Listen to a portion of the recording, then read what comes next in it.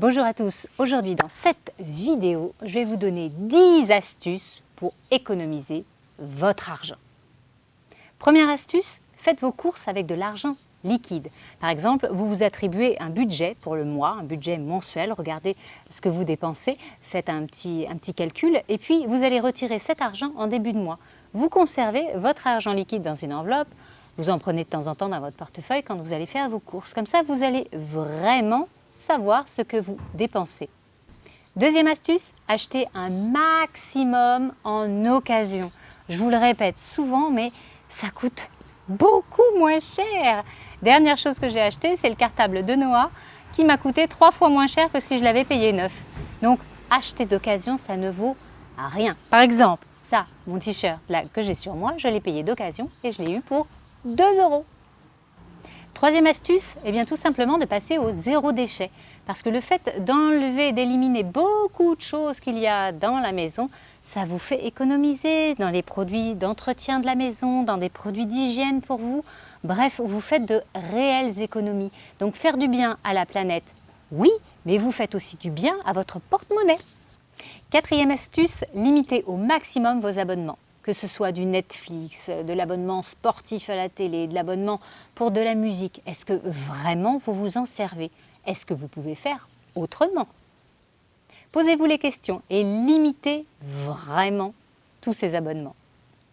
Cinquième astuce, repensez votre forfait de téléphone. Et oui, vous dépensez peut-être beaucoup tous les mois pour votre téléphone. Sachez par exemple que moi, j'ai réduit le mien énormément puisque je suis sur un forfait à 2 € par mois. Alors oui, je n'ai plus Internet sur mon téléphone. Par contre, je peux me connecter à n'importe quelle borne Wi-Fi quand il y en a. Et je l'utilise. Du coup, je ne passe pas mon temps sur le téléphone à regarder Facebook, Instagram, les réseaux sociaux et à perdre mon temps. Je gagne de l'argent et en plus, je gagne du temps. Sixième astuce, le budget coiffeur. Alors, moi, c'est bien simple. Normalement, je vais chez le coiffeur à peu près une fois par an. Je coupe, je laisse pousser. Je coupe, je laisse pousser. Bref, pour Noah, mon fils, eh ben, en fait, j'ai investi dans une paire de ciseaux professionnels parce que ça coupait quand même un petit peu mieux. Et c'est moi qui lui coupe les cheveux. Et puis pour mon mari, eh ben, c'est pas bien compliqué parce qu'il en a pas beaucoup. Hein. Du coup, je fais à la tondeuse. C'est pareil, on a investi dans une tondeuse et tous les mois à peu près, hop, je lui fais une nouvelle coupe de cheveux.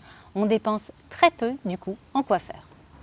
Septième astuce, ça c'est pour tous ceux qui ont un sèche-linge, eh bien évitez au maximum de l'utiliser. Utilisez-le pendant la période hivernale où c'est difficile de faire sécher le linge.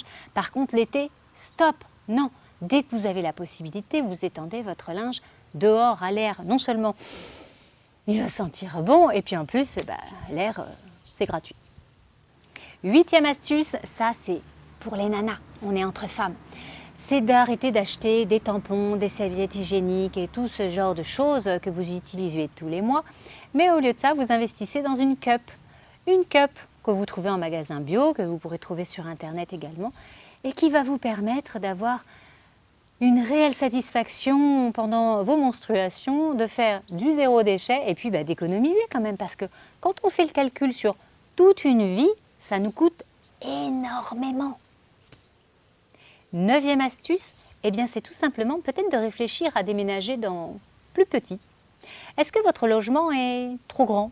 Des pièces inutilisées, une chambre d'amis qui sert une fois par an et encore, une salle de jeu. Peut-être que vous n'en auriez pas besoin, un trop grand salon. Bref, est-ce que vous pourriez vivre dans un peu plus petit? Moins de charges, moins d'emprunts à la banque, moins de factures à la fin du mois et à la fin de l'année. Dixième astuce, eh bien c'est peut-être de vous renseigner sur une banque en ligne. Parce qu'en effet, les frais de banque, c'est coûteux. On paye pour une carte bancaire, on paye pour plein d'autres choses. Renseignez-vous sur les banques en ligne. La carte est gratuite, vous faites des économies. Merci beaucoup d'avoir suivi cette vidéo. Si vous l'avez aimée, pensez au petit pouce. J'attends vos commentaires en bas. Et puis pensez à vous abonner à la chaîne YouTube pour avoir toutes les autres vidéos ou bien encore sur mon blog Contes de Fées. Je vous dis à très bientôt.